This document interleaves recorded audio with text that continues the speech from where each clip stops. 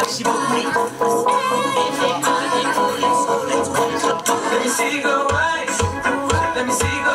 Je peux baisser histoire qu'on discute. Voilà. Le film qu'on se voit. Ouais, tu peux dégager après. Merci d'être venu en tout cas. C'est très émouvant de voir une salle pleine. Franchement, c'est vrai. On a travaillé 7 ans sur ce projet. Et le présenter aujourd'hui, c'est très émouvant. C'est une grossesse de 7 mois. Et là, ça y est, il existe et on vous le montre. On est très fiers et on espère que ça vous a plu. Vous n'êtes pas obligé de me dire ce que vous en pensez. Ça va, mademoiselle? Qu'est-ce que je peux faire pour vous? Quoi faire? Très bien, réfléchissez, vous avez 5 minutes. Je ne sais pas, on peut peut-être se poser des questions. Des questions? Allez. Qu'est-ce que une petite question? Ah. Alors, par contre, pour que ça soit un peu rythmé, tout ça, parce que je commence à avoir l'habitude, vous donnez votre prénom et on répète tous le prénom de la personne, comme dans les alcooliques anonymes. Merci, on y va. Bonsoir, moi c'est Cyril. Bonjour. Vas-y Cyril, bonsoir. Bonsoir. Donc je voulais savoir à quel moment vous vous êtes dit je veux faire un film d'animation et pourquoi. Honnêtement, c'est un accident, comme tout le reste de ma carrière. Vraiment, c'est-à-dire que j'étais absolument pas pressenti pour faire ce film, ni chez Pathé, ça faisait des années que Pathé y travaillait, plus de 10 ans je crois. Quand ils ont commencé à être en instance de divorce avec ce projet, ils ont pensé à moi. Moi j'étais pas né donc. Ouais, t'étais pas encore là, c'est vrai, c'était il y a 7 ans. J'étais le premier surpris, ils m'ont demandé d'abord faire une voix. J'ai proposé des choses, ils m'ont demandé de changer les dialogues parce que ça leur plaisait apparemment. Quand tu changes pas mal de dialogues, tu es obligé de toucher à la structure. Et j'ai touché à la structure. Bon, après j'ai tout détruit et je suis reparti sur une nouvelle baraque. Ils m'ont laissé faire, j'étais très surpris. Et puis je me suis amusé au fur et à mesure, tu vois. Ça m'a gagné. Une fois le scénario fini, ce qui était très touchant, c'est de voir que, gratifiant, c'est qu'ils l'ont trouvé bien. Mais comme j'étais populaire, c'était aussi, tu vois. Ça va, on peut dire des trucs. Ouais, non, Et puis après, on s'est aperçus tous ensemble qu'on y prenait goût et que finalement on était à notre place. Parce que la motion capture, c'est ça qui m'a fait carrément basculer. Évidemment, c'est la motion capture. Ce plateau de 1000 m², 80 caméras sur 360 degrés. C'est une liberté de mouvement absolument folle, tu as des capteurs, et c'est le meilleur rapport entre le cinéma et le théâtre. Vu qu'on t'a ramené pour voilà. avec. Voilà, ma soeur. Un peu figé, mais Cool, j'aurais bien aimé avoir une soeur comme ça, qui ferme sa gueule. avec des petites boules. Tu vois des petites boules. Hein? Pardon, excusez-moi, c'est une parenthèse. Est-ce que ça répond à ta question, Cyril? Une autre question peut-être. Madame. Bonjour Valérie. Bonjour. Merci beaucoup. Alors c'est la question bateau, mais vous vous êtes exprimé sur ce qui s'était passé début janvier. Dans le film, même si c'est un film pour enfants, il y a quand même beaucoup de profondeur. Et Oui, je me recule. Revenez. Non, je vous écoute. Et est-ce que quelque part, il y a des moments où vous avez voulu changer un petit peu les scénarios? C'était trop tard sûrement, mais... Ou alors c'est une idée, le totalitarisme religieux, cette méchante sorcière, c'est ce qu'il incarne. Chacun voit ce qu'il veut dans cette sorcière. C'est vrai? Ouais, vraiment. Et Moi, vous y voyez quoi, pardon? alors Marine Le Pen, parce qu'elle est coiffée pareil. Ça, demain, Monsieur, donc, voilà, je vois Marine Le Pen, vous voyez l'obscurantisme, moi je vois la peur du chômage, vous monsieur? Je le vois lui. Tu le vois lui, voilà. Vous le voyez pas, mais d'ici il est flippant. Et voilà, chacun il voit absolument ce qu'il veut. Je l'ai écrit, c'est toujours ça. on l'a écrit il y a 7 ans. On l'a écrit il y a 7 ans, et déjà il y a 7 ans c'était d'actualité. Et il y a 15 ans d'actualité, et malheureusement il y a 100 ans, il y a 300 ans pareil. Alors je n'ai fait que écrire une histoire. D'abord, l'histoire m'a été imposée. Imposée. Ça faisait 10 ans qu'ils travaillaient dessus, j'allais pas leur dire le livre est pourri, moi je préfère faire Star Wars. Non. Même si c'était une contrainte pour moi, cette histoire. Je ne serais pas allé sur la préhistoire, je ne serais pas allé sur cette histoire probablement, je ne sais pas. Mais la motion capture a dicté le scénar presque. Parce que, je sais pas si, moi j'ai beaucoup aimé Avatar et pas beaucoup aimé Tintin. J'ai trouvé bien beau Tintin, c'est très joli, j'ai adhéré, mais je comprenais pas l'intérêt de la motion capture. Je comprenais pas l'intérêt de faire qu'un homme fasse un homme. Tu vois, il n'y a pas de décalage, je trouve, là. C'est presque un mauvais homme qui marche mal. Enfin, en tout cas, ça a créé une petite distance. Moi qui suis un peu un, tu vois, acharné. Je me pose plein de questions quand je regarde un film d'animation maintenant, depuis que j'en suis. Avatar, c'était formidable parce que y a le décalage. Ce sont des êtres qui n'existent pas et incarnés par des êtres humains, il y a quelque chose de très fin là-dedans. Pareil pour la planète des singes. Cette manière d'incarner, c'est extraordinaire. Je ne sais pas si vous avez aimé, mais là, techniquement, il y a vraiment un truc. Donc faire des singes, avec la motion capture, pour moi, c'était la meilleure manière de raconter cette histoire. Faire un simple dessin animé, ça aurait été relou. En revanche, l'incarner, là, pour nous, c'était une opportunité pour un artiste. Après, quand on a accepté la motion capture, je vais vous dire pourquoi ça a dicté le scénario. Je bouge pas le bras. Il fallait le justifier. Soit on m'en fait en synthèse. D'ailleurs, c'est une bonne idée, ça. Ça peut me rendre service, ça. Ou le justifier, ou expliquer pourquoi je ne bouge pas le bras. Donc on a créé cette histoire de singe qui projette de son arbre, qui se casse le bras et qui invente la bipédie parce qu'il se fait courser par les loups, parce que physiquement j'étais contraint. Donc le scénario, on est parti sur une histoire assez universelle, avec des choses assez simples comme l'amour, la fraternité, l'amitié, et puis des choses un peu plus sensibles comme l'exclusion et la différence. Après, on essaye d'y mettre notre univers, après on est contraint par un milliard de choses, et on a fait tout ce qu'on a pu pour que ça soit bien. Il y a Steven Spielberg qui chiale parce que t'as pas aimé Mais dis-lui que j'ai kiffé E.T. D'accord. Je m'excuse, Steven. Est-ce qu'on a une autre question, s'il vous plaît? David. Bonsoir, David. Bonsoir David, dormez pas les amis, dormez pas. Bonsoir David. Un des premiers films que tu avais fait, c'était Dinosaure, où tu avais fait justement le doublage d'un petit singe. Est-ce que tu avais justement déjà cette idée qui te trottait en tête de faire un film d'animation? Jamais de la vie. Je vous jure, je marchais dans la rue et un mec m'a dit hey, tu veux faire un film d'animation? Je dis quoi? D'accord, fais voir, c'est quoi? Ça s'est passé exactement de cette manière-là. Je suis rentré dans une pièce, on m'a dit veux-tu doubler, faire doubler cette voix? Et puis je vous dis, au fur et à mesure, quand Marc Mion que vous avez vu tout à l'heure, s'est rendu compte que ça m'amusait vraiment, et il a eu cette idée de génie de me proposer la motion capture. Parce que d'après lui, mon corps est reconnaissable. Je sais pas ce qu'il a voulu dire, c'est pas pareil. J'ai préféré être flatté, tu vois. Mais c'est vrai, il y a des. C'est vrai, peut-être que j'ai une silhouette reconnaissable, effectivement, d'avoir la main dans la poche. C'est assez singulier. Et voilà, c'est peut-être ça qui lui a fait penser à la motion capture, cette manière de gigoter. J'ai une autre question. Je t'en prie.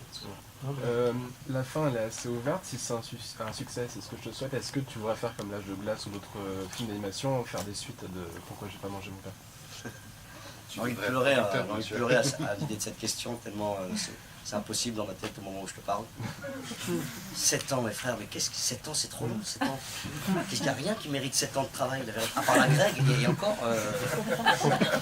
Franchement, ça sert à rien de passer 7 ans sur un truc, tu vois. C'est un septennat. J'ai fait beaucoup de sacrifices pour ce film. Je ne m'y attendais pas, donc j'ai pas eu le temps de m'organiser. J'ai un peu délaissé les miens, tu vois, parce qu'entre-temps, il fallait faire aussi... fallait aussi tenir la promesse que j'avais... Le Jamel Comedy Club, par exemple, c'est une promesse. Le Marrakech du Rire, c'est une promesse. Et tous les ans, faut qu'on y retourne. C'est un vrai plaisir, mais c'est beaucoup de travail. Et ça s'est additionné, 7 ans. J'ai fait le Jamel Comedy Club, le Marrakech du Rire, 2 enfants, je crois. et puis ce film. Donc franchement, parfois j'étais submergé. Et là, c'est pour moi une boucle. Presque, c'est les 5 ans du Marrakech du Rire. C'est les 7 ans du Jamel Comedy Club, donc ça ne m'appartient plus, presque tout ça. on vient de faire ce film, j'aurais jamais pu penser. Franchement, j'étais le premier surpris de le voir. Je l'ai vu pour la première fois entièrement il y a 20 jours. Parce que le process fait que tu es obligé d'attendre, tu passes ton temps, tu deviens une barre d'attente. C'est insupportable, surtout pour un mec comme moi, je devenais fou à attendre que les Indiens aient fini de mettre les poils. Ils les mettaient un par un, ces enfants. C'est vrai, ils prenaient une souris et je voyais le mec, je suis resté derrière lui 15 jours.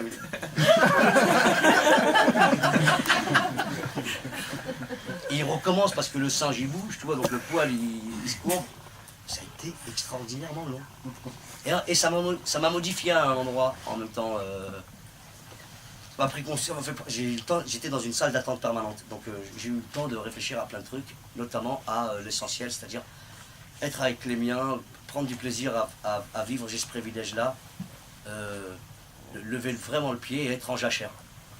Voilà. En jachère totale. J'ai pensé, j'ai plus d'idées. Je veux regarder les autres. Monsieur Laurent. Sans Laurent. Wow. Et Laurent, il attendait qu'on dise son blague. Donc s'il vous plaît, ne laissez même pas les gens qui vont dire oui, un peu ou pas, franchement. C'est ça. Allez, moi, et vas-y. J'ai adoré l'hommage à Louis de Funès. Ah, merci Je beaucoup. trouvais ça Je top. transmettrai. J'ai même eu l'impression qu'il parlait avec Michel Galabru à un moment. Ah putain, c'est pas la première fois qu'on nous le dit, c'est fou. Bah ouais, je sais pas, il y a une réplique à un moment, j'ai l'impression qu'ils se parlaient tous les deux. Putain, c'est dingue. Bah, c'est votre cerveau, parce que vous n'êtes pas le seul à avoir fait cette connexion. Il a le timbre Christian Eck, qui faisait le roi. Ouais. Et J'adore ça. pourquoi cet hommage à Louis de Beaucoup Funès du coup? Pardon? Pourquoi l'hommage à Louis de Funès du coup? C'est une évidence, enfin je veux dire c'est une évidence. Moi c'est un des premiers mecs qui m'a fait rire. Avec Charlie Chaplin. Là, je vais vous raconter une anecdote marrante sur Charlie Chaplin, après je passerai à cette question, mais la première fois qu'on a une télévision couleur à la maison, je me souviendrai toute ma vie, c'était en 83, un truc comme ça. Tu vois. Et télévision couleur, on était comme des dingues. Toute la famille devant, toute la famille, des voisins, des gens qui étaient venus exprès du Maroc.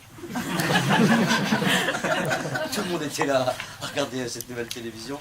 Et quand on a allumé, il y avait un film de Charlie Chaplin en noir et blanc. Tout le monde était dégoûté. C'était nul. C'était une petite anecdote sur Charlie Chaplin. Il m'est revenu au moment. Je me souviens plus de votre question, je pourrais m'arrêter. La Funès. Il nous a fait rire en famille. Il m'a fait rire en famille. C'est vrai que moi, j'avais un père j'ai un père pas très expansif, plus maintenant. Mais quand on était jeune, il travaillait, il travaillait de nuit, il dormait la journée, on ne le croisait pas beaucoup. Et quand parfois il y avait des croisements, généralement entre 20h et 20h30, ou parfois il arrivait qu'il soit à la maison, on tombait sur des deux Funès et rire en famille. Franchement, rire en famille, ça a été une sensation incroyable. Avec mon père, ma mère, mes frères, mes soeurs. En même temps, c'est des souvenirs, c'est indélébile, ça ne bougera jamais ça. Et on essaie, maintenant que je fais ce métier, et il m'a donné envie de faire ce métier, inconsciemment. Son sens du rythme, son énergie, ses pauses, il est très loin devant. Donc nous, on a un lièvre qui est de Funès, on essaye de courir après, quoi. Et c'est pour tout ce qu'il nous a filé, comme sensation et comme outil, qu'on a voulu lui rendre cet hommage. Mademoiselle, là-haut. Bonsoir, je m'appelle Céline. Non mais dis-le bien, commence pas à essayer de... Comment? Je m'appelle Céline. Bonsoir Céline. Je voulais savoir en fait toutes les références, par exemple, avec des grandeurs vers la fin, quand Sergei demande à ce qu'on flatte. La bûche. Est-ce que c'est vraiment toute l'équipe qui a apporté ces petites idées de référence ou est-ce qu'il y a des têtes pensantes? Est-ce qu'il y avait des têtes pensantes? Marquez quoi sur l'affiche? On s'est trompé, je crois. Sachez madame que je suis la seule tête pensante de cette histoire, que toutes les idées émanent de moi. Évidemment que non, mais non, j'ai procédé comme en improvisation théâtrale. Ça a été une très grande école. Il y avait une partition, on était sur le point de tourner d'ailleurs. J'étais convaincu que la partition était suffisamment bonne pour tourner, moi j'étais sûr que non.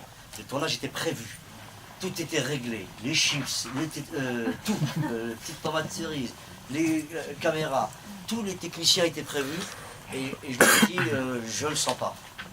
parce que j'avais pas les caractères seconds suffisamment drôles, forts. Il y avait pas les seconds n'étaient pas suffisamment écrits. On a posé, on est parti avec tous les comédiens. On a travaillé plusieurs semaines.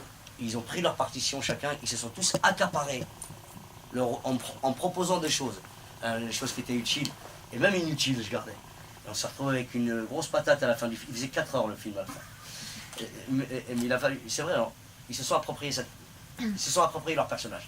En ce qui concerne cette séquence, elle était évidente à l'écriture. On voulait rendre hommage à De Funès. On voulait rendre hommage à De Funès. Voilà. Ouh, ça y est, ça. Tac, tac. Bon, alors on va accélérer. Toi, tu as déjà eu une question? On revient. Madame. Bonsoir, je m'appelle Audrey. Bonsoir. Bonsoir. Elle a kiffé. Vous voyez pas, vous, les visages des c'est gens pas mal, qui- ouais. Putain, ils ont dit mon nom. Non, j'avoue, c'est pas mal. Pas mal, hein? Ouais, c'est pas mal. Tu vois? J'ai une question un peu plus terre à terre. Moi, je voulais savoir pourquoi Edouard est le seul personnage du film à porter un pagne. On m'a posé la question pour la première fois hier. Et j'ai pas répondu tout de suite parce que je m'en souvenais plus.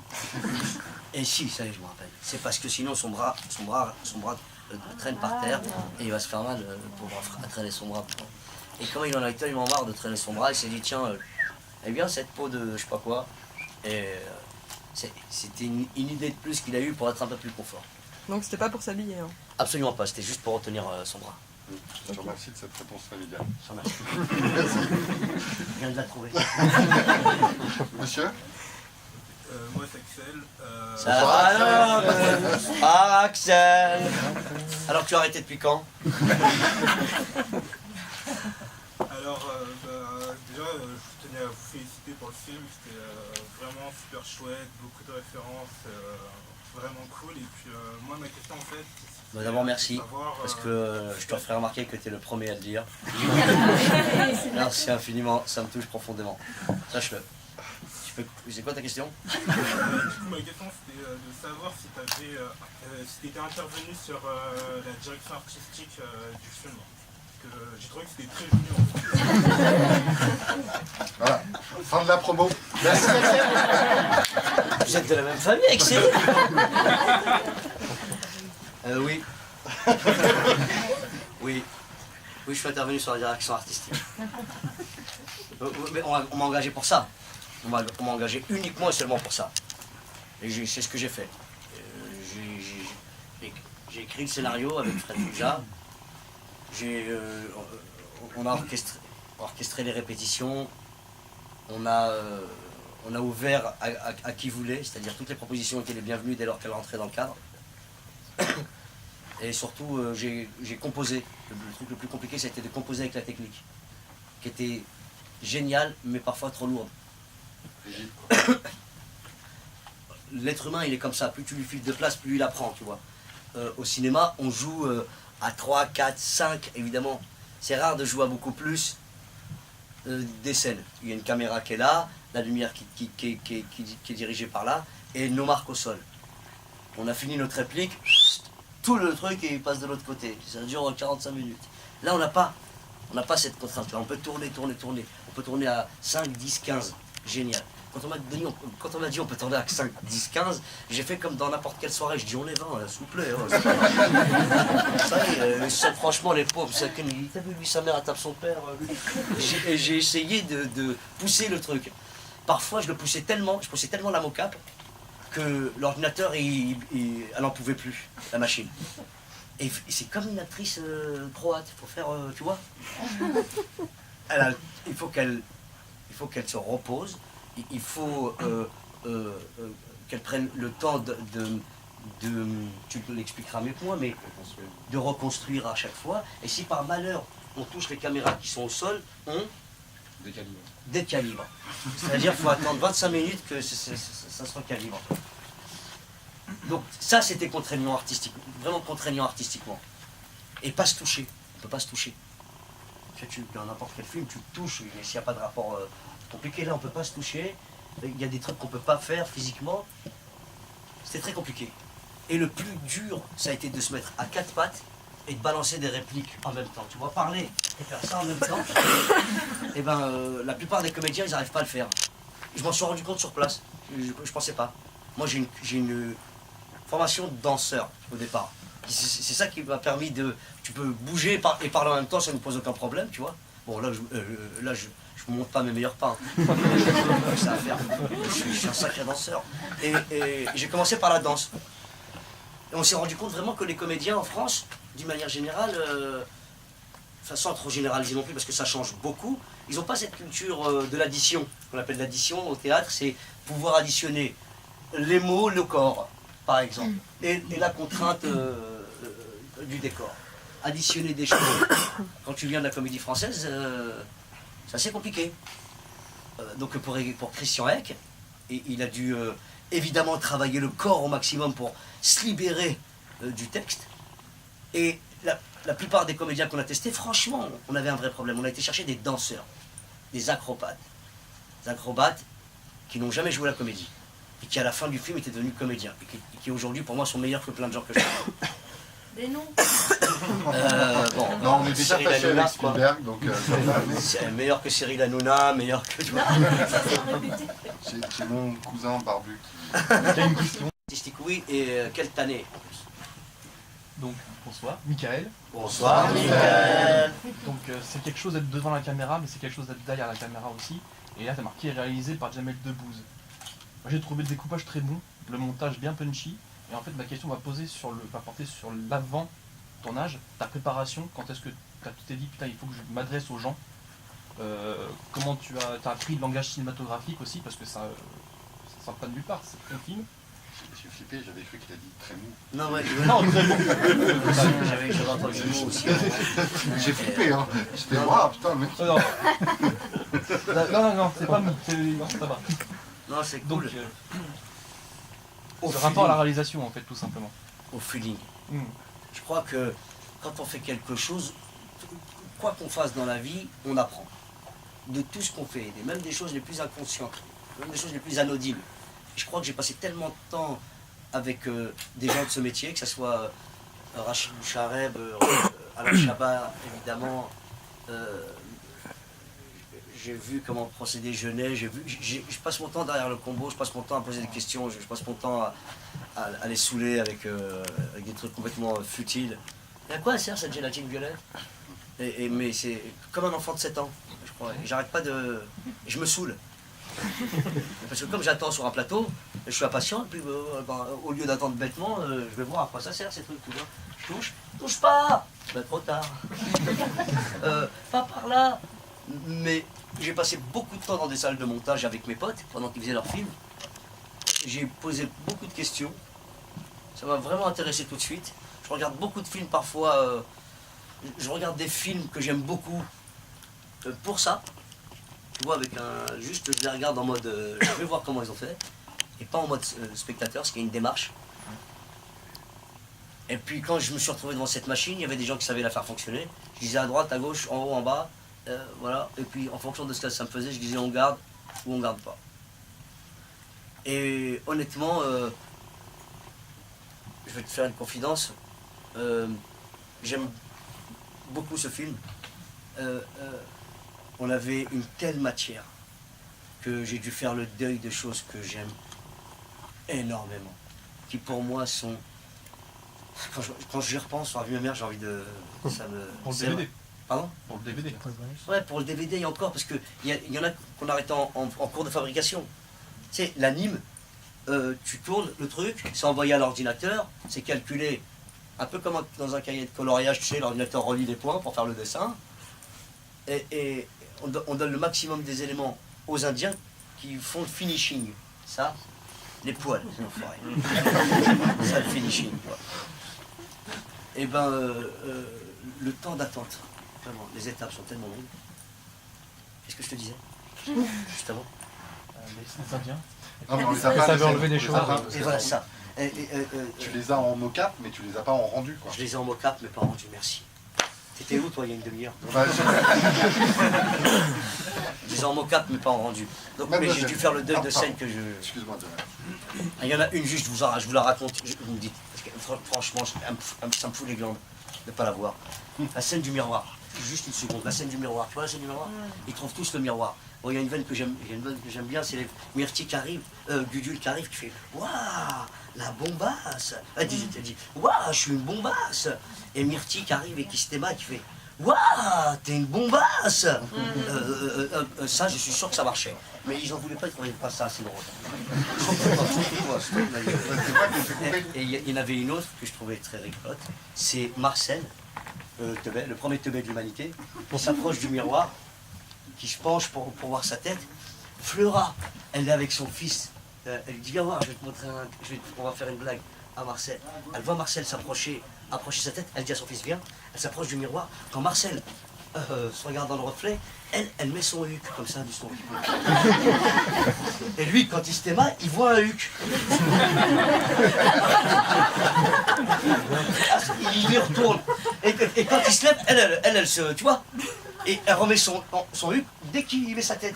Et vraiment, il dit rien. Et on sent qu'il est en train de se dire, j'ai une tête de huc. Ma mère, j'ai une tête de huc. Tu vois,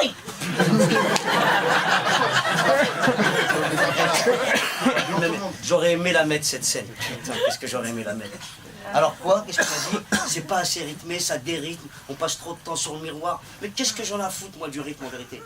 Et c'est là que t'as 16... Hein? Ta réalisation, c'est ça. T'es de mèche ou quoi? Je te confie un truc, je déverse un truc, c'est un exutoire. Dis-moi que j'ai raison. Non mais c'est vrai, tu as raison, c'est ce qu'on m'a répondu. C'est ce qu'on m'a répondu à chaque fois que j'ai voulu mettre cette scène. Donc j'étais face à un comité de censure, habillé exactement comme vous, monsieur, d'ailleurs. Non mais c'est vrai, j'ai eu affaire à des gens qui m'ont dit non, le rythme. Ça, cette dictature du rythme, waouh. Donc j'ai dû faire avec cette dictature du rythme. J'ai fait le deuil d'une scène qui tue. J'aurais pas dû en parler. Parce que je suis filmé là. J'ai filmé ça? Oui. Ah oui. Je crois que c'était la famille, c'est qui? Devant qui je parle? Voilà, c'est ce que tu m'as dit, ta famille. Bon les gars, vous gardez ça à la maison, hein. J'aime pas. Moi c'est Sabrina. Bonsoir Sabrina. Félicitations pour le film. Merci beaucoup. Je voulais savoir comment c'était de travailler avec votre femme, Lisa Théorio, vu qu'elle a commencé une carrière d'actrice. Comment c'était?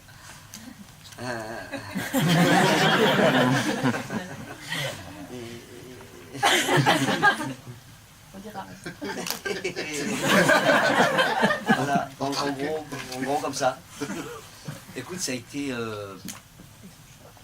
encore une fois un accident et très bien tombé.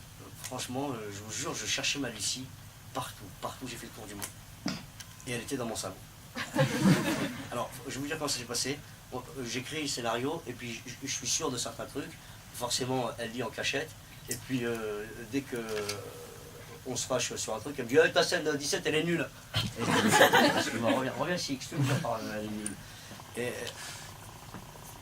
tout le temps à critiquer et à m'obliger à faire le tour 17 fois de la scène avant d'être sûr de ce que je raconte. Et au bout de la deuxième fois, je me rendais compte qu'elle avait raison. Je lui disais 3 mois après. Mais au fur et à mesure d'échanger avec elle, je me suis rendu compte que j'étais un sacré macho. Et il a fallu que je revienne sur plein de trucs, sur moi d'ailleurs. Parce que ça a duré longtemps cette écriture. Et à force d'échanges avec quelqu'un de bienveillant la bienveillance, c'est la vérité. On te dit la vérité, que tu la trouves bien ou pas, c'est ton problème, ça, c'est pas... Mais la bienveillance, c'est dire à la personne qu'on aime bien, tu te trompes là d'après moi. Et quand tu regardes et que tu vois qu'effectivement elle a raison, j'ai rectifié le tir. Et à force d'échanger, on jouait les trucs. Parce que forcément, elle est un peu journaliste. Et forcément, elle est un peu actrice. Et tu te retrouves devant une caméra, tu composes, même si tu poses des questions à de la Noé, tu vois. Je suis obligé de... Et on a tous, dans cette salle, joué devant un miroir, une princesse, un policier, un super-héros ou un légionnaire. Ce que vous voulez. Mais ce que je veux dire, c'est que il n'y avait pas besoin de la pousser beaucoup pour jouer. Quand on a échangé, je me souviens, c'était dans ma cuisine, on joue un truc, et manifestement, elle joue. Je sais reconnaître quelqu'un quand il sait jouer. quelqu'un qui a une écoute active, c'est-à-dire il t'aima, il écoute sincèrement ce que tu dis, et il répond en fonction, en oubliant son texte, il n'y a pas de texte. Tu vois? Voilà. Moi, j'avais dit à Jamel qu'il y avait des mecs un peu pointus en anime ce soir. Et Je peux parler des animateurs 2 secondes. Ouais, voilà. on a JP qui est là, qui a un peu participé aussi. Est-ce qu'il y a une question très technique? À moitié technique en fait. Bonsoir. Bonsoir. Lionel. Bonsoir Lionel. En fait, quelle est l'étape de production que tu as préférée, où tu t'es dit ça y est, mon film il prend vie, parce qu'on part quand même d'une technique assez il faut avoir une vision pour arriver à des personnages comme ça, et tu t'es dit ça y est, dans cette étape de production, j'y suis, j'ai un putain de film. Tu l'as dit. Merci beaucoup. Écoute, quand je pouvais plus tenir, j'étais en Inde. J'ai pris un avion et j'étais en Inde. J'étais à Mumbai. Arrivé à Mumbai, j'ai vu ce studio. C'est là qu'ils ont fait l'Odyssée de Pi. J'ai vu le tigre de l'Odyssée de Pi. Un petit coussin bleu. Le fuchsia. C'est ça le tigre? J'ai vu le décor, un grand drap bleu. J'ai vu la barque. Et donc il n'y avait que la barque. Et même pas la barque, une planche. Avec le même revêtement que la barque. Juste le dessus, ils ne sont pas pris la tête. Tu vois la qualité des effets spéciaux de l'Odyssée de Pi. T'es en confiance. Et puis plus j'avançais, je voyais des Pixar, des DreamWorks dans le truc. J'aperçois John Lasseter. Enfin, je crois que c'était John Lasseter. On m'a dit que c'était John Lasseter. Ouais, ils ont fait vérifié. Planes. Hein? Ils ont fait Ils Planes. ont fait Planes. Putain, je suis dans la même voiture de John Lasseter. J'attendais juste qu'il me voit un peu. Je faisais dans son champ de vision. Il n'a pas regardé cet enfoiré. Bon, mais je me suis rendu compte que j'étais au bon endroit. Là, je me suis dit, il se passe un truc. Et quand ils m'ont montré les images pour la première fois, ouais, là j'avais un rendu. J'avais un truc super. Mais la lumière ne me convenait pas. Mais j'avais un truc super. On a dû monter la colorimétrie, comment ça s'appelle? Flame. Un flame. C'est moi qui réalise le film, voilà. Alors, voilà. Tout de suite, tu veux expliquer un flame en 2 secondes? Un flame, c'est une machine. Bonsoir. C'est une machine on a remonté un flame à Paris parce que les images qui venaient d'Inde, comme l'a dit Jamel, lui convenaient pas. Enfin, le niveau de la colorimétrie, de la lumière, ça lui convenait pas. Donc on a remonté un flame à Paris avec quelqu'un d'extraordinaire qui s'appelle Yola Kudela, qui a supervisé une petite équipe en fait, et on a retravaillé la lumière du film, et notamment on a ajouté... Je voulais de la lumière dans les yeux, moi. Voilà, on a ajouté de la lumière dans les yeux, donc il a fallu repasser tous les plans du film pour créer cette couche qui n'existait pas. Ça me foutait les glandes d'avoir des yeux mat, sans vie. Voilà, pour rajouter de la vie au personnage et puis donner aussi une homogénéité lumineuse à l'ensemble des plans, comme l'avait demandé Jamel. Comme l'avait exigé. Le mec qui n'a pas fait la réal, pas fait la direction artistique, tout ça, quoi. Voilà, non, voilà, c'est vrai. On voulait vraiment que ça soit joli. Et c'est joli. Je trouve ce film très beau. Nous aussi. Et très belle séquence. C'est vrai. Et il y a un truc qui m'a surpris au-delà de tout. Le truc le plus surprenant dans cette aventure, évidemment, en fait, c'était de rencontrer des animateurs, des jeunes Français, de toutes les cultures françaises dans ce pays, qui ont une patate de fou, une créativité dingue, des dessinateurs qui nous viennent, qu'on a trouvé dans des caves à Mantes-la-Jolie, ou aux Beaux-Arts, ça sera mieux, hein. D'abord, Jean-Paul, de son état, est portugais, ça ne se voit pas. Normalement, il travailler à la maçonnerie. Comme tous ces congénères. Non, absolument pas. Ce monsieur a fait en sorte que ce tournage soit possible. D'ailleurs, je suis sûr que tu n'es pas portugais. Je suis sûr que tu dois être... Parce que, et tu leur as expliqué l'histoire. Ouais. 10 kilos, 500 grammes. Ouais. Mais, on a fait un quart d'heure dessus. D'accord. Mais pour moi, ça a été physique. C'est-à-dire, on passe la combinaison, je me mets comme ça. Action. Action, on a dit. J'essaye de me lever, ta gueule. Ça a commencé comme ça, la première prise. Et ils ont été incroyables. J'ai retiré le truc et on ne pouvait plus le faire. On ne pouvait plus le faire. Donc, ils se sont acharnés pour qu'on puisse le faire. Et jusqu'au dernier jour, ils m'ont rien dit. Jusqu'au dernier jour, c'était pas possible. Ça s'est réglé le premier jour de tournage. Je mens. Non, C'est vrai. Des talents comme ça, en France, il faut les préserver. Les anglo-saxons nous les pillent parce qu'ils n'ont pas suffisamment de travail ici. S'il y a une raison pour laquelle j'aimerais qu'il fonctionne ce film, c'est pour eux. Franchement, je vous jure, j'ai vécu des succès. Je suis repu à cet endroit. J'ai vécu des insuccès. Donc j'ai vraiment la bonne distance. J'attends mercredi avec impatience, c'est sûr. Mais pas pour la même raison que lui. et oui, c'est vrai. Mais par contre, il y a un endroit où franchement, j'ai vu des gens s'acharner. J'ai vu des gens le donner, travailler nuit et jour. Ce sont des animateurs, des dessinateurs. Et il n'y a pas assez de taf pour eux dans ce métier, dans ce pays. C'est vraiment dommage. L'animation, c'est le futur. D'ailleurs, j'en profite aussi pour dire à tous les gamins, et même pas les gamins, intéressez-vous à l'animation, c'est un secteur super porteur, il se passe plein de trucs. C'est artistique, c'est technique, c'est tout ce qu'on aime quand on est enfant, quand on est gamin, quand on est curieux. Monsieur avait une question très technique, je crois. Non, je voudrais juste savoir comment on fait pour passer de 7 kilos à 400 grammes en fait. Pour les filles, c'est un régime miracle. On s'est posé la question, on a mis 1 an en fait. On a mis 1 an à se poser la question, on a essayé des casques qui existaient sur le marché, il y en a un qu'on a soumis à Jamel et celle-là nous a dit c'est pas possible. Donc on s'est intéressé à ce qui se faisait sur le marché évidemment en amont, c'est ce qui a abouti à la proposition qu'on a faite à Jamel et qu'il a refusé. La contrainte c'était que physiquement jouer la comédie dans la position dans laquelle ils jouaient à 4 pattes, il y a quand même un bon tiers du film, voire la moitié où ils sont à 4 pattes, c'est déjà physiquement une épreuve. Donc on ne pouvait pas leur imposer un casque de 7 kg, un équipement de 7 kg, c'était pas possible. Impossible. Donc il a fallu essayer de trouver... À moins qu'on ait eu des exosquelettes. Voilà. Des vertèbres de rechange. C'est ça. Physiquement, ils ont été préparés pendant 1 an.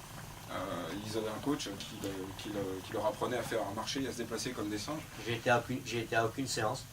Et le but c'était de rendre l'équipement, le matériel, parce que là-bas c'est du matériel, rendre le matériel le plus transparent possible pour libérer le comédien de toute contrainte physique supplémentaire, ce qui était déjà un challenge qui n'était pas gagné. Donc on a regardé ce qui se faisait un peu sur le marché, on avait commandé un kit qu'on a reçu au studio à Sèvres, et on a commencé à repenser complètement les fondements, l'utilité d'un système comme ça. Parce que si le système est trop contraignant et que le comédien ne supporte pas, il perd de son intérêt, il devient complètement insensé. Donc on est allé voir ce qui existait comme matériaux, on a travaillé sur les matériaux, on a travaillé sur la mécanique, sur l'électronique, sur l'autonomie des batteries, sur le développement d'une plateforme portable qui ait les capacités de calcul pour pouvoir analyser les images. Et on a chassé le gramme absolument à tous les niveaux, que ce soit au niveau du casque lui-même qui est en carbone, en composite, donc c'est un mélange de fibres de carbone et de fibres de verre, un peu comme on l'utilise dans l'aéronautique. Pareil pour le matériau du bras et la petite caméra qui est le boîtier de la caméra qui est en Delrin. Donc on a vraiment chassé le gramme et on a essayé l'idée en fait était de recréer un exocrâne au comédien, puisque les systèmes qui existaient étaient des arceaux qui se serraient. Et pour avoir de la stabilité, on était obligé de serrer très fort, ça devenait très vite inconfortable. Donc l'idée était d'envelopper le crâne sans créer de pression, tout en étant le plus léger possible pour éviter les mouvements parasites. Et tu me disais tout à l'heure, JP, que tu as surtout travaillé à supprimer toutes les sécurités qu'avaient mis les Américains, comme qui doublaient le matériel. Voilà, c'est ça. Et on a fait des choix rationnels, c'est-à-dire pas forcément opter pour la meilleure caméra du marché, mais opter pour une caméra qui fasse le boulot tout en étant suffisamment petite et légère pour être portée sur un casque comme ça. Faites-le tourner. Attention, ça coûte 1 tonne. Merci. On peut le faire tourner un peu, on peut le faire tourner, non ? Oui, bien sûr. Est-ce qu'on a une autre question ? Est-ce qu'on peut avoir une question intelligente ? Alors, mademoiselle, je laisse la priorité et je reviens après. Mademoiselle. Bonsoir, Elisabeth. Bonsoir, Elisabeth. Moi, ma question, c'est sur le langage. Je trouve ça très intéressant parce que on a l'impression que du coup, il invente des mots dans tout le film. En fait, ces mots, c'est des fautes de français qu'on fait maintenant. Ça, j'imagine que c'était pas dans le livre de base. Je trouve ça très intéressant. Je voulais savoir comment ça t'était venu. Je ne vois pas de quelle faute tu parles. Écoute, si on peut parler de style, c'est ça, à la limite. Je ne sais pas si ça veut dire quelque chose, mais Hamstérisque, mesdames et mesdames, Zimzimzidam, voilà exactement. Qu'est-ce que j'ai trouvé comme connerie encore ? Je vois pas que c'est pas vrai. Toutes ces bêtises sont des choses que j'ai sorties spontanément, avec les outils que j'avais. Et la première fois que je les ai dites, on s'est foutu de ma gueule. ça riait, et je me suis dit, ah, c'est pas comme ça qu'on dit, mesdames. Et je me suis rendu compte que ça pouvait faire l'objet d'une vanne. Ça, c'était les premières fois. Et puis, j'ai appris le français pour mieux m'en amuser, pour mieux le tordre. Et surtout, je me suis inspiré beaucoup de mes amis d'enfance, énormément, qui n'ont jamais utilisé le verbe, certains n'ont jamais utilisé le verbe être comme il faut. Jamais de la vie, ils ne le feront jamais. Ils sont venus à plein, et ils sont repartis direct, les mecs. Ils sont je vais le garder. On voit ce que je veux dire. Au son, ça marche. Et si le mot est marrant, je prends. C'est très basique. Pardon de vous décevoir. Une autre question? Yes. Donc, je voulais savoir, est-ce que vous avez beaucoup utilisé les storyboards et à quel moment vous avez dit je veux le faire en 3D? La 3D c'était pratiquement tout de suite. Oui, c'était dès le test en mocap. Hein. Ouais, dès le test en mocap. Le test en mocap, il a été incroyable. C'est ça que je vous dis qui m'a fait basculer. Je fais un test en noir et blanc, évidemment, sans aucune... un test d'anime basique. Mais c'était impressionnant de voir... c'était moi, quoi. C'est dans le moindre soubresaut. Je fais ça, et c'est ça qui est... C'est quand même dingue, tu vois, il y a des trucs qu'il n'y a que toi qui fais. Et quand j'ai montré ce test, il y avait ma famille. Mon fils avait 9 mois. Et quand je lui montre l'ordi, vraiment, toi t'es moi je suis mon fils, et à l'ordi, et il me t'aima, et il passe de moi à l'ordi.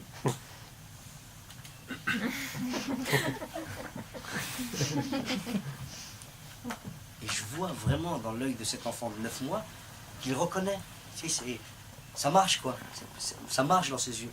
Ça m'a fait basculer, effectivement. Après, une fois qu'on a décidé qu'on allait le faire comme ça, la 3D est arrivée tout de suite, et on avait un... Je me souviens jamais les termes, jamais je me suis souvenu des termes. On a un... l'équivalent du storyboard. L'animatique 2D. On va les retenir les blazes. L'animatique, j'ai jamais dit complètement d'objet direct de toute ma vie déjà. L'animatique 2D, l'animatique 2D. On avait tout le film, plan par plan, en animatique. Je savais exactement où j'allais. Voilà. Autre question, une des dernières. C'est assez technique là cette fois. Au niveau du rendu, on a combien de temps la frame en fait, les temps de calcul? En temps de calcul. Jamais la question. Putain, le mec il est habillé comme Maître Gibbs, c'est un... Vas-y, les temps de calcul, réponds-lui. Il va te dire mon pote. C'est difficile à dire. Moi, je vous fais un confidence, j'étais pas en Inde, donc j'ai pas géré le rendu. C'est pas de notre faute. Ce que je peux juste vous dire, c'est que le film au total, la totalité des images rendues pèse environ 3 pétas de données, ça veut dire en gros 3000 terras. Ça pèse 3000. Ça tient pas dans un iPhone. Mais on est sur plusieurs heures de calcul à la frame, étant donné qu'il y a... La première fois que je l'entends. Les pétas, c'est des octets qu'on a... Ouais, qu'on a péta. C'est juste colossal, les temps de calcul sont forcément très longs. D'autant qu'on rajoutait des couches, beaucoup, non celles que Jamel a rajoutées aussi. C'est toi la couche. Ouais, forcément, ça génère des volumes qui sont colossaux et ce qu'on n'aurait jamais pu faire en France en fait. Hein. Le film a été traité en partie en Inde parce que ça a permis aussi beaucoup de faire des choses en France qui n'auraient pas été possibles si on n'avait pas fait ce travail-là. Et il y avait 250 personnes qui travaillaient là-bas, il y avait une grosse équipe, une grosse infra. Chez Prana, ouais, une grosse infrastructure chez Prana. Et les temps de calcul étaient très très longs, il y avait je sais plus combien de processeurs, j'ai plus le chiffre en tête, mais c'est plusieurs milliers de processeurs qui calculaient les images. En Inde, en France et au Portugal. Anecdote avec Samuel, tu vois Samuel qui a fait Pitch, tout ça avec toi. Ouais. Samuel, on a visité le tournage et il n'est pas très branché ordinateur. Et il y avait Marc qui nous faisait le tour, il disait ouais alors là tu vois c'est le Thor, là c'est la... Et je voyais ça qui faisait. Ça, un peu comme Marcel. Non mais si t'arrives dans ce studio, t'as l'impression d'être à la NASA. C'est vrai. Hein. Voilà. Une autre question peut-être, monsieur. Bonjour Robin. Bonjour Robin. La question est super courte. Dans un Edouard, il y a combien de pourcents de Jamel? On va laisser le philosophe pour la fin. Mais... c'est très intéressant ce que tu dis. Autant que la motion capture peut le permettre, autant qu'un scénario peut le permettre, autant qu'une histoire peut le permettre. C'est-à-dire, ouais, c'est effectivement un peu une métaphore de ma vie, c'est vrai. Je n'ai pas été chercher très très loin, je n'ai pas fait de grandes écoles de comédie. Je me suis servi de mes outils, de l'improvisation théâtrale, de la scène, de toutes les expériences de Cinoche. Quand il a fallu écrire une histoire, j'étais chercher... il fallait d'abord toucher une personne en priorité, c'était moi. Et j'ai très dur à... j'ai eu beaucoup de mal à me toucher. C'est vrai, hein, j'ai beaucoup de mal à aller chercher. Et puis je me suis rendu compte que finalement, la meilleure histoire, enfin, la plus crédible, c'était la mienne. Parce que là, personne ne pouvait me contredire. L'exclusion, c'était un vrai sujet. Ça m'est arrivé. Être victime de l'indifférence aussi, ça m'est arrivé. Rencontrer une femme incroyable à 10 000 mètres d'altitude, ça m'est arrivé. En pleine tornade, c'était dans le Michigan. Ça m'est arrivé. Franchement, avoir un ami qui me protège, qui lui aussi était exclu, et tous les deux on s'est rendu compte qu'on était plus forts une fois qu'on était ensemble, ça m'est arrivé, ça aussi. J'ai eu affaire à des gens qui m'ont fait croire des histoires pour me faire peur, ça m'est arrivé. Et puis, je me suis cassé le bras, j'ai dû inventer la bipédie, sinon je me faisais pour manger par les loups. Ça aussi, ça m'arrive. Voilà. Merci beaucoup, messieurs, dames. Merci, dames.